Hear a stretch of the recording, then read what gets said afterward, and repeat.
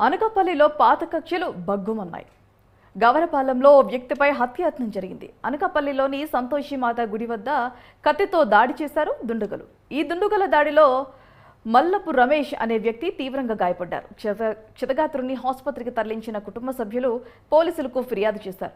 ఆస్తి తగాదాలు, పాత పక్షుల నేపథ్యంలో ఈ దాడి జరిగినట్లుగా భావిస్తున్నారు.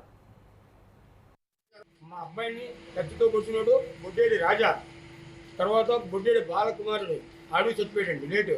ఆడి కొడుకు పేరు బుడ్డేడ సోమచంద్రరావు, ఆయన భార్య ఇందిరా. ఆ అమ్మాయి నా పెద్ద కూతురు హైమావతి హారం. పక్కలో పొడిచారండి, బ్లీడింగ్ వచ్చేస్తుంది.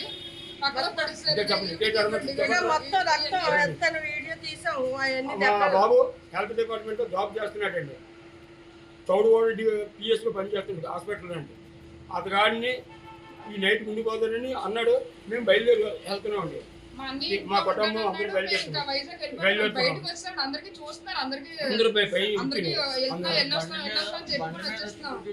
బండి మీద వచ్చి గుద్దాడండి. అందరూ వచ్చిన తర్వాత మేము ఇంకా వైజాగ్ వెళ్ళిపోదాం, మేము బయటకు వచ్చామండి. బయటకు వచ్చిన తర్వాత వాళ్ళు కావాలని బండి అది పడగొట్టేసి తగు ఆడుకొని తిట్టారండి. తిట్టినా మేము వచ్చేస్తున్నామండి.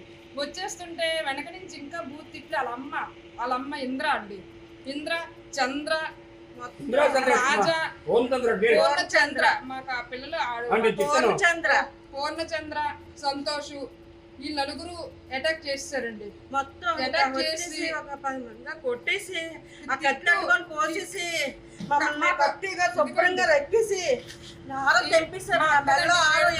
ఆరం తెంపేశారు. ఫంక్షన్కి వచ్చాం. ఆ ఇంద్ర ఆవిడ ఇలా పట్టుకొని లాగేసింది. ఏమంటే కాలంలో పడిపోయింది, మాకు తెలియదు అన్నట్టు మాట్లాడుతున్నారు.